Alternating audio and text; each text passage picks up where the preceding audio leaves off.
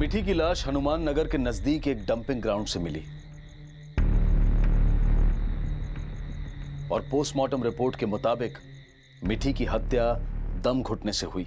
लेकिन यह हत्या किसने और किस इरादे से की थी, यह पुलिस के लिए भी एक रहस्य बन गया था और पुलिस की कई कोशिशों के बावजूद इस राज से पर्दा नहीं उठ पाया था। और वक्त के साथ साथ मिठी की हत्या से जुड़ा यह राज राजेंद्र और उसके परिवार ने अपने सीने की गहराइयों में दफन कर लिया था और जिंदगी की नई शुरुआत में लग गए थे। लेकिन जिस घड़ी को वो एक नई शुरुआत समझ रहे थे, क्या वो वाकई में एक नई शुरुआत थी या फिर किसी अनहोनी की उल्टी गिनती शुरू हो चुकी थी? हाँ लगा दो भाई यहाँ पे, फिर बाद में यहाँ पे लाइटिंग छोड़ना है। हाँ और पिताजी लाइट्स के बाद मिठाई वाले को मैं फोन कर दूंगा। ए सुषमा, आ गए लोग, आओ। अरे दीपक जी आ गए आप लोग। अंकल जी आप परेशान मत होइए, अभी तो बस हमर चंचल ही आए हैं। नमस्ते भैया। नमस्ते। खुश। वो चाचा जी एक्चुअली हम लोग सीधा आसाम से आ रहे हैं। माँ जी ने कहा था कि हम लोग एयरपोर्ट से डायरेक्टली यहीं पहुँच जाएं, तो हम लोग यहीं आ गए। तो राजेंद्र जी कब तक आएंगे? जी भैया से हमारी एयरपोर्ट पे बात हुई थी, तो निकलने ही वाले थे, आने वाले होंगे वो भी। हाँ हाँ दीपक, हम लोग निकल रहे हैं। हाँ बोल दे उन लोग को, बस 1 घंटे पहुंचने वाले हैं। हाँ भैया ठीक है, लेकिन आपने अपनी सेल्फी नहीं भेजी हमें अब तक। हाँ हाँ भेजता हूँ, तू टेंशन मत ले। अरे ये फोटो। अरे राम कहाँ रह गया? राम, अरे भाई ए राम, इधर आओ। अरे भाई जब देखो फोन पे ही बतियाते रहते हो, आ जाओ जरा ये फोटो खींचो फटाफट। घर से फोन आ गया था। कोई बात नहीं, चलो लीजिए। चलो आप लोग गाड़ी में बैठो, आइए आ जाओ फटाफट बैठिए। साहब जी एक मिनट। हाँ जल्दी बात करके आओ। ठीक। अरे सब लोग कितने अच्छे लग रहे हैं, है ना? लेकिन निशा दीदी नहीं दिख रही इसमें।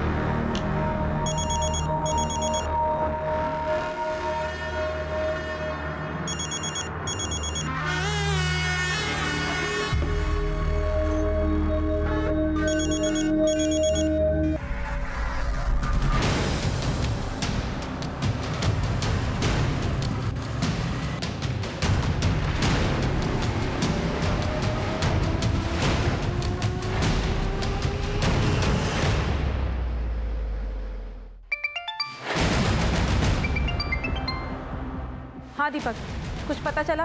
निशा दीदी हम गाजियाबाद से मेरठ तक पूरे रास्ते उन्हें ढूंढते हुए आ रहे हैं। दीपक रास्ते पे ढूंढने से कुछ नहीं होगा, हमें तो सीधा सीधा उस राम पे शक जा रहा है। अरे वही ड्राइवर। क्या? अरे इसको कुछ अता पता ही नहीं है और ना ही फोन उठा रहा है वो। राम उन लोगों के साथ घर से नहीं निकला था? नहीं, राजेंद्र भैया खुद ड्राइव करके गए हैं। और भैया से जब हमारी बात हुई उन्होंने तो ऐसा कुछ भी नहीं बताया था।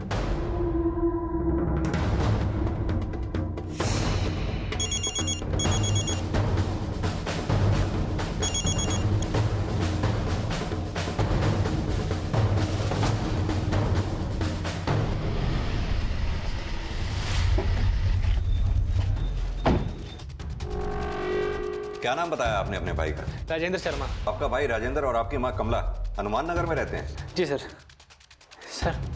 हमारे भाई के साथ उनके बेटे भास्कर, हमारी जीजा शैलेश जी और हमारी माँ थी। फिर शाम 4 बजे वो लोग मेरठ से गाजियाबाद के लिए निकले थे। हम जानते हैं इन्हें। आपके भाई की पहली बीवी रितु ने मिठी के मर्डर का इल्जाम लगाया था इन पे। उसके घर वाले ये काम जरूर कर सकते सर, वो हमसे बहुत चिढ़ते थे। लेकिन तब आपसे मुलाकात नहीं हुई थी। हम मिलिट्री में है सर, फिलहाल आसाम में पोस्टिंग है। सर प्लीज हमारे भाई को ढूंढिए जल्दी। हम पता कर रहे हैं उन्हें। राजेंद्र की गाजियाबाद में कहाँ सगाई होने वाली थी? गाजियाबाद वैशाली में करीमा भाभी के घर पे। और कौन सी गाड़ी से गए थे आपके भैया? सर वाइट कलर की एसयूवी थी, UP XX621D नंबर है सर। वो जब घर से निकल रहे थे तो ड्राइवर को कुछ काम आ गया, तो हमारे भाई खुद ही ड्राइव करके आ रहे थे। अब ड्राइवर को फ़ोन कर रहा हूँ सर, उसका नंबर भी नहीं लग रहा है। ठीक है, ड्राइवर का नाम, फ़ोन नंबर, एड्रेस तीनों दो हमें। हाँ जी सर।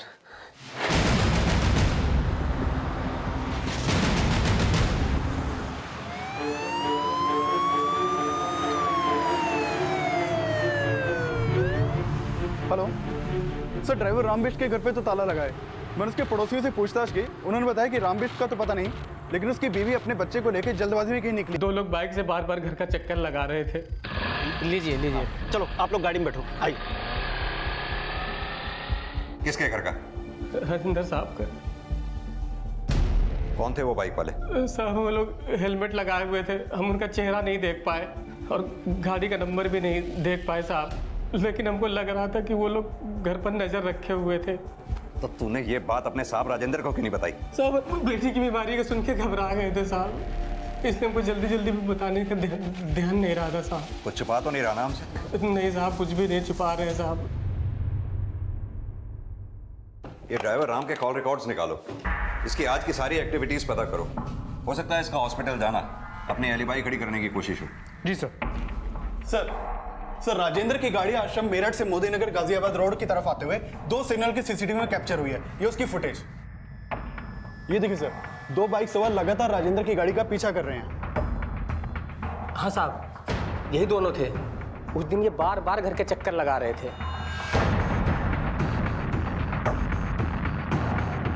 दोनों बाइकर्स ने हेलमेट पहने हैं, लेकिन दोनों बाइक्स के नंबर विजिबल नहीं। पता करो ये बाइक्स किसके नाम पे रजिस्टर्ड है।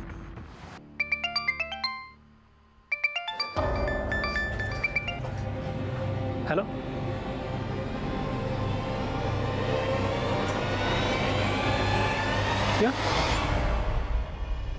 क्या हुआ?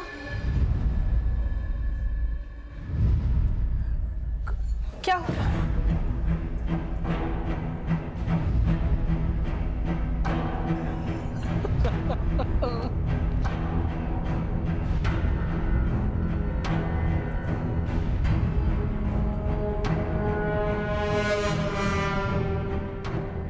राजेंद्र की मां और जीजा को बेरहमी से मार दिया गया, तो फिर भास्कर के साथ ये दया क्यों दिखाई गई? ये सवाल बहुत जल्द इस केस की दिशा बदलने वाला था। जिन बाइक्स पर हमलावर राजेंद्र की गाड़ी का पीछा कर रहे थे, पुलिस को वो बाइक्स गाजियाबाद नोएडा रोड पर मिली और ये पता चला कि ये दोनों बाइक्स इस हमले को अंजाम देने के लिए चोरी की गई थी। शर्मा, ये लोग जो भी थे प्रोफेशनल किलर थे। जरूर उन्होंने राजेंद्र के घर वालों को मारने की सुपारी ली होगी। लेकिन सर घर वालों में राजेंद्र के भाई और बहन दीपक और निशा और दीपक की बीवी चंचल क्यों नहीं थी? मेरा मतलब है राजेंद्र अपनी सगाई के लिए जा रहा था, लेकिन निशा अपने घर पे बैठी हुई थी। दीपक और चंचल गाजियाबाद में गरिमा के घर पे थे। सर दीपक और उसके परिवार वाले आए हैं, आपसे मिलना चाहते हैं। भेजो। सर हम और चंचल आसाम से राजेंद्र भाई की सगाई के लिए आए थे। एयरपोर्ट पे उतरे तो माँ का फोन आया। माँ ने कहा हम सीधा गरिमा के घर चले जाएं। लेकिन आप तो मेरठ में ही थी, फिर आप अपने भाई की सगाई में क्यों नहीं जा रही थी?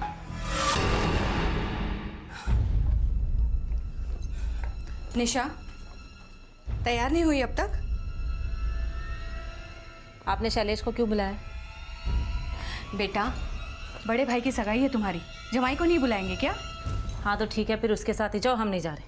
तुम पागल हो गई हो क्या? भाई की सगाई के दिन भी इस तरह से कलेश मचाओगी घर में? चलो उठो, जल्दी से तैयार हो जाओ। निशा। माँ,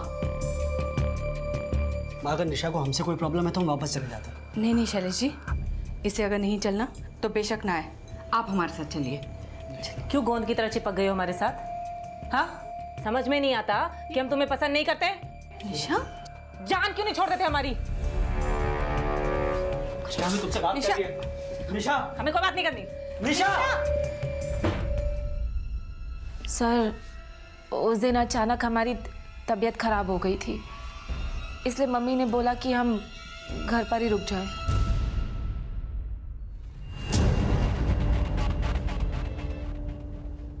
आप लोगों को किसी पे शक? जो आपके परिवार वालों को मरवा दे? सर, हमें उस ऋतु पर शक हो रहा है।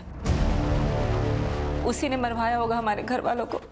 ऋतु आपके भाई राजेंद्र की पहली बीवी? जी हाँ सर।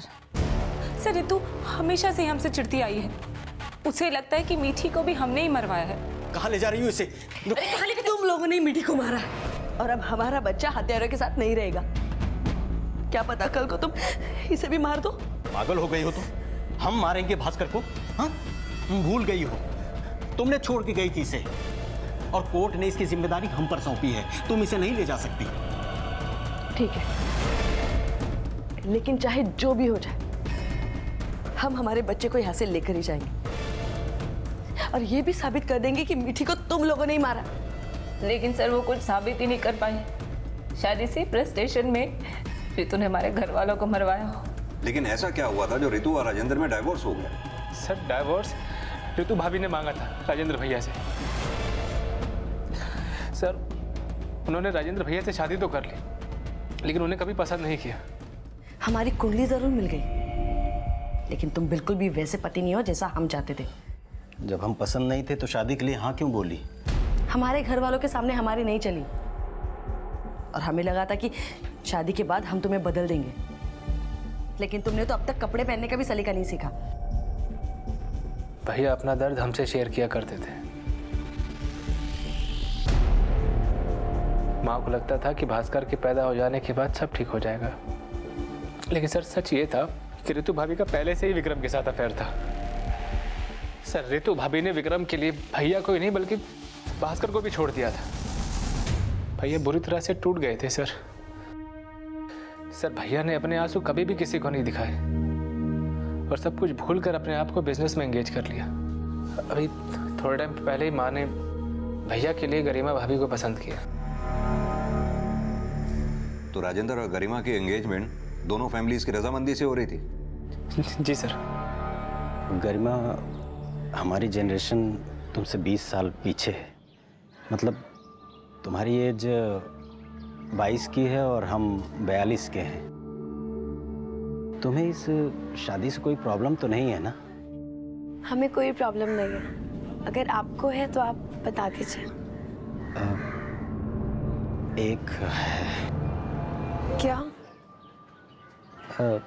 माँ ने तुमसे बताया होगा कि भास्कर, क्या तुम एक 10 साल के बच्चे की माँ कहलाना पसंद करोगी? आपने बिल्कुल सही कहा था। हमारी और आपके जनरेशन में वाकई बहुत फ़र्क है। पर पता है आपको, आपके जनरेशन के लोग उम्र के बारे में बहुत सोचते हैं, पर हमारी जनरेशन में ये सब बातें ओल्ड फैशन कहलाती है। हमारे लिए ये बातें कोई मायने नहीं रखती। गरिमा अपने से 20 साल बड़े राजेंद्र की सिर्फ बीवी ही नहीं, बल्कि राजेंद्र के 10 साल के बेटे की मां भी बनने वाली थी। और ये शादी वो अपनी खुशी से करना चाहती थी। ये बात भी इतनी सहज नहीं थी। राजेंद्र के भाई दीपक और बहन निशा ने ऋतु और उसके दूसरे पति विक्रम पर उन हमलों का शक जताया, जिसकी पुलिस द्वारा पुष्टि की जा रही थी। लेकिन गलती राजेंद्र और राजेंद्र की मां से भी हुई थी कि उन्होंने पुलिस से यह सच छिपाया कि मिठी की लाश भास्कर के पास देखी गई थी। राजेंद्र पर हुए हमले का क्या मिठी के मर्डर से कोई कनेक्शन था? क्या भास्कर जानता था कि मिठी को किसने मारा था? और यह भी कि उसके परिवार पर अब किसने हमला किया था? भास्कर बेटा, क्या हुआ था कल आप लोगों के साथ? डरो मत बेटा, तुम्हें पता है ना? तो फिर बताओ हमें।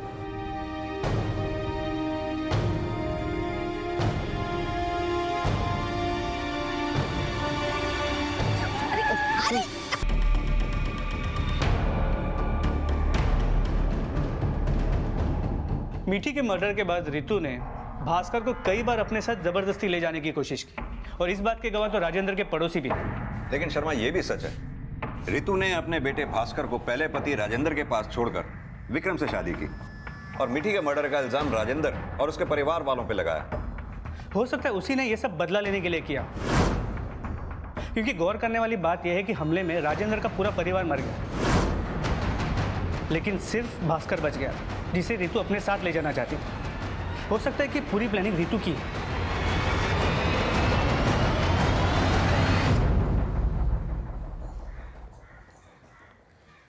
भास्कर, लो कुछ खा लो। लो ये लो, लो थोड़ा खा लो। नहीं, पापा जी। हाँ, पापा के पास लेके चलेंगे, पहले थोड़ा खा लो। लो नहीं, अच्छा थोड़ा सा तो खा लो, थोड़ा खा लो। दिमाग खराब हो गया तुम्हारा? कब से खिला रहे, खा क्यों नहीं रहे हो तुम? हाँ, तो खा थोड़ा सा। दीदी क्या कर रही हैं आप? तुम ऐसे ही इतना परेशान है, कुछ और परेशान कर रही हैं। हाँ तो क्या करे, परेशान कर रखा है इसने, खा ही नहीं रहा है। रितु को बोले इसे लेके जाए, वैसे भी उसी का बेटा है ना ये। पागल हो गई है, अब जानती है ना उसे इसकी कोई परवाह नहीं है। फिर तो हमें भी कोई परवाह नहीं है, तुम्हें जो करना है करो, बट हम नहीं संभालेंगे इसे। परेशान कर रखा है। बेटा, पापा को पता पड़ेगा आपने खाना नहीं खाया तो नाराज होंगे ना पापा। हमारे साथ थोड़ा सा खा लीजिए। हाँ, थोड़ा सा खाते हैं, फिर पापा के पास चलेंगे, ठीक है? हाँ?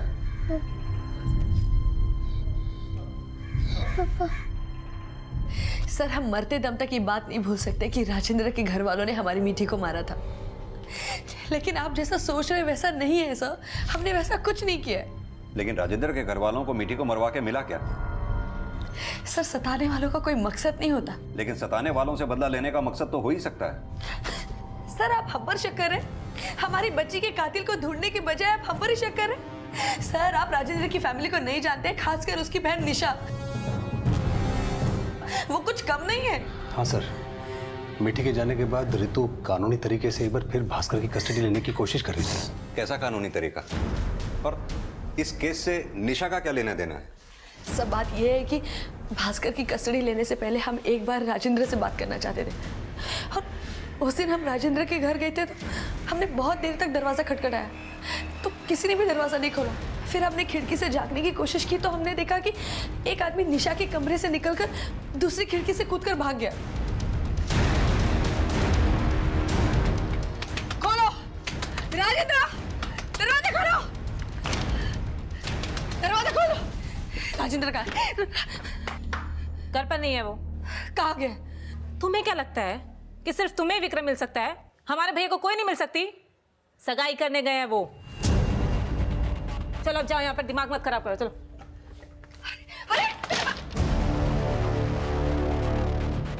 सर, तभी हमें पहली बार पता चला कि राजेंद्र दूसरी शादी कर रहा था। लेकिन आपने जिस आदमी को खिड़की से कूदकर बाहर भागते हुए देखा, वो आदमी कौन था? सर, हमने उसकी शक्ल तो नहीं देखी, लेकिन सर जरूर वो निशा का कोई आशिक होगा। आशिक? सर, हमने उस घर में काफी वक्त बिताया और हम निशा को अच्छी तरह से जानते हैं। उसके अपने पति से बिल्कुल भी नहीं जमती थी, इसलिए वो हमेशा मायके में आके पड़ी रहती थी। और माँ जी तो हमेशा उसका घर बसाने की कोशिश करती थी।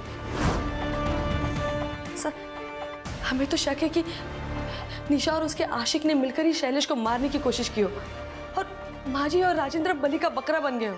लेकिन भास्कर तो बच गया। सर, हम वही तो शुक्र मना रहे हैं कि हमारा बच्चा बच गया, लेकिन हम हमारे भास्कर को वहां नहीं रहने देंगे। वो अब हमारे साथ रहेगा। सर, बुआ, बाथरूम जाना। देखो, हमारा मूड मत खराब करो, अपने आप चले जाओ, जाओ। बाथरूम तो ली जाती। अच्छे काम का अच्छा फल बुरे इंसान को भी मिलता है और अच्छे इंसान को भी बुरे काम का बुरा नतीजा भुगतना पड़ता है।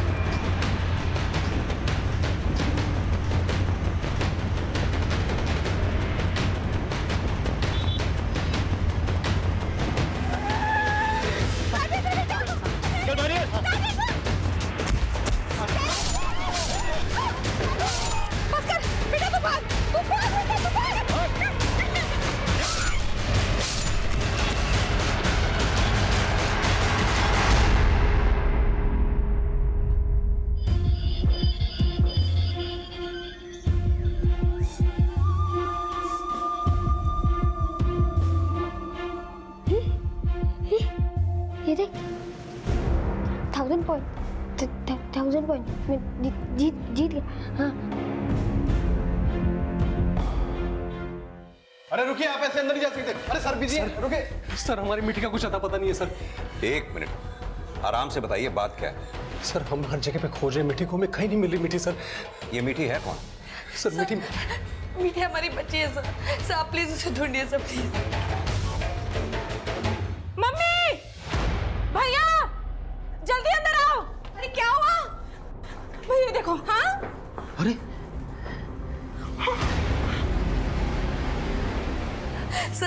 रोज की तरह उसे नहलाया, तैयार किया और फिर सुला दिया।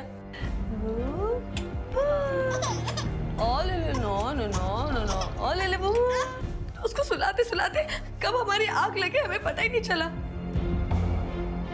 जब हम उठे तो मीठी मीठी सर, हम गलती से घर का दरवाजा बंद करना भूल गए। सर पता नहीं हमारी बच्ची कहाँ है, कौन हमारी बच्ची को ले गया। प्लीज हमारी बच्ची को ढूंढे ना, हमें बहुत डर लग रहा है। पता नहीं भास्कर इसे कब उठा लाया, इसकी सांस भी नहीं चल रही है, लगता है मर गई है। दीपक तू ही बता क्या करें। राजेंद्र भैया, आप हमारी माने तो आप सीधा पुलिस के पास जाएं और पुलिस को सब सच बता दें। हाँ भैया, दीपक जी सही कह रहे हैं। अरे क्या सही कह रहे हैं? बड़ी आई पति के हाँ में हाँ मिलाने वाली। माँ, पर आपके पास इसके अलावा और चारा क्या है? देख, हम सब चारा निकालेंगे, बस तुम इस बारे में किसी से बात मत करना। और तुम अभी के अभी सामान पैक करो और दीपक के पास आसाम चली जाओ। अरे जाओ ना, निकलो।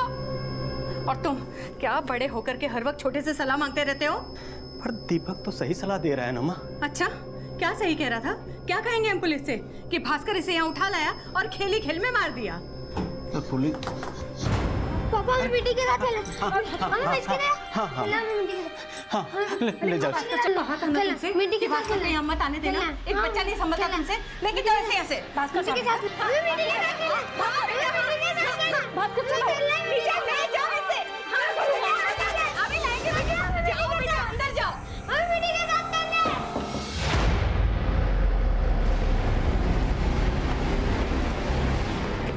सर ये हमारा घर है, मिट्टी यहीं अंदर थी। निशा, अंदर देखो तुम। शर्मा, आसपास पूछताछ करवाओ, शायद किसी ने कुछ विटनेस किया हो।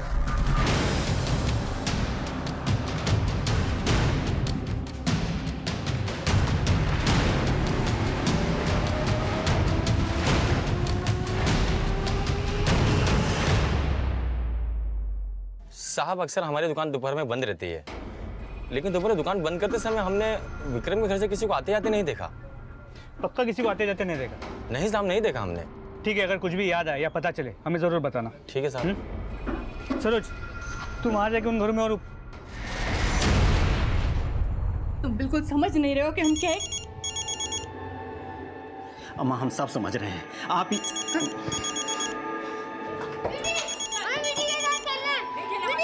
गरिमा जी, अभी हम थोड़ा बिजी हैं, आपसे थोड़ी देर में बात करें? सॉरी राजेंद्र जी, हमने आपको डिस्टर्ब किया। वो हमने ये पूछने के लिए फ़ोन किया था कि आपको सूट कैसा लगा। आप संभालो।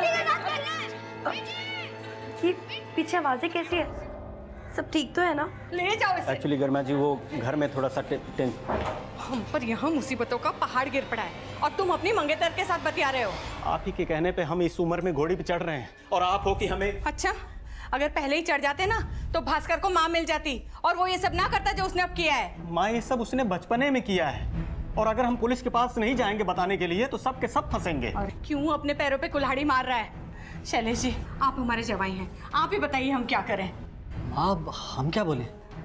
मम्मी किनसे पूछ रही हो आप? ये तो सीधा पुलिस के पास ही जाएंगे। इन्हें तो मौका मिल गया हम सबको बदनाम करने का। तुम हमेशा उल्टा ही क्यों सोचती हो? माँ, आपको जो ठीक लगता है ना वही कीजिए, हम आपके साथ हैं। ये तो हमारी बच्ची को लेके जा रहा है। ये हमारी बच्ची। कौन हो सकता है ये? सर समझ नहीं आ रहा कि कौन हो सकता है ये। सर, अभी अभी हनुमान चौक के बीच चौकी से फोन आया था। इस आदमी को अपनी बाइक पे हनुमान चौक के एक सीसीटीवी कैमरा में कैप्चर किया गया। इसके साथ कोई बच्चा नहीं था, लेकिन इसके कंधे पे एक बैग था। हो सकता है उसने मीठी को उस बैग में रखा। उस सीसीटीवी कैमरा के फुटेज को मंगा लिया। सर, हनुमान चौक हनुमान नगर में है ना? सर, वहाँ मेरे पहले पति का घर है।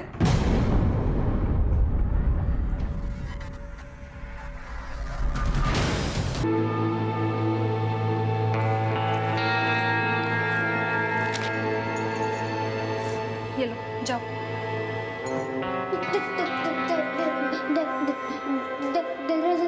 अच्छा ठीक है, नहीं कर रहे, जाओ।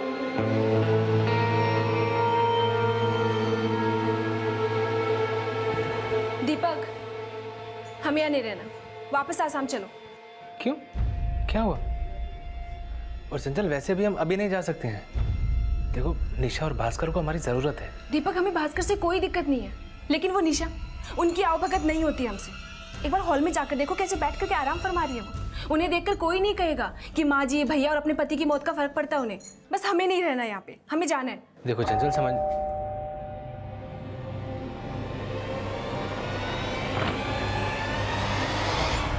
निशा जी, आपको हमारे साथ पुलिस स्टेशन चलना होगा। Police station? जी।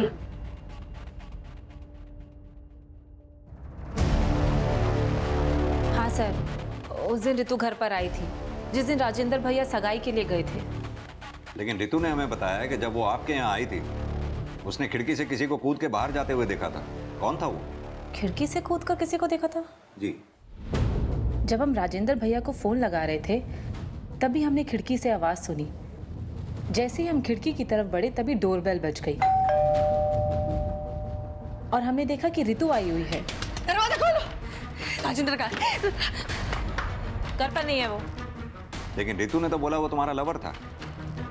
सर, उस ऋतु का दिमाग खराब हो गया है। कुछ छिपा तो नहीं रही ना आप हमसे? लेकिन सर, निशा दीदी आपसे क्यों छुपाएंगे कुछ?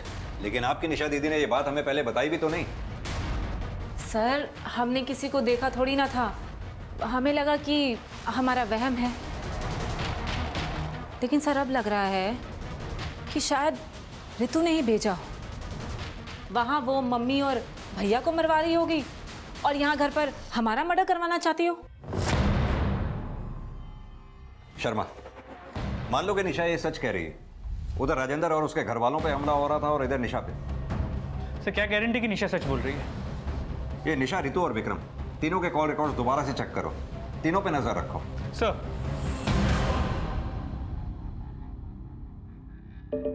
देखो, हमको तुमसे बहस नहीं करनी, हम बस यहाँ भास्कर को लेने आए।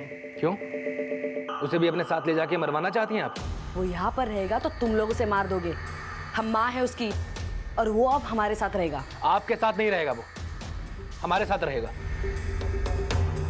तुम भूल रहे हो कि कोर्ट ने हमें हमारे बच्चे से मिलने की इजाजत दे रखी है, तो तुम हमें भास्कर को ले जाने से नहीं रोक सकते, समझ गए?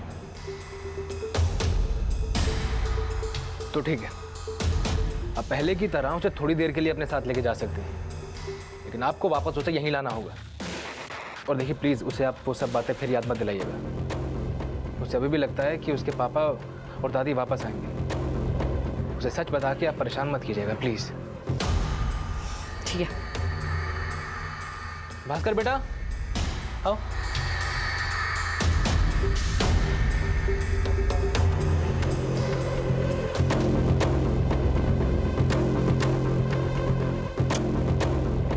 चले।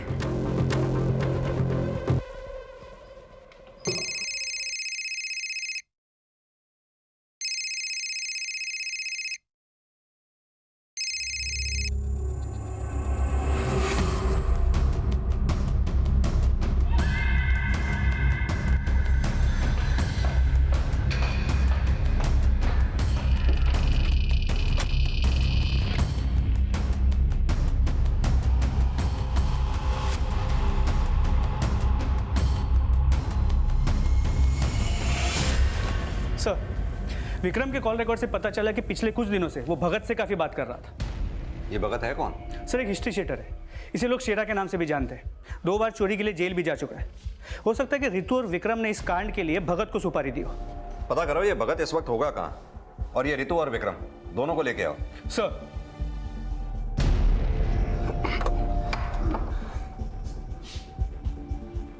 हम बाद में बात करते हैं। ऋतु, ऋतु, एक सेकंड आओ। क्या हुआ? एक सेकंड आओ ना। हाँ?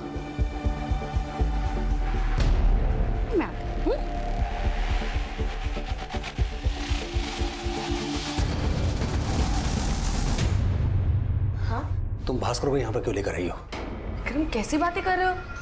वो हमारा बच्चा है। हमारा बच्चा नहीं है, तुम्हारा बच्चा है। मीठी हमारी बच्ची थी जिसे इसके बाप और उसके घर वालों ने। भास्कर,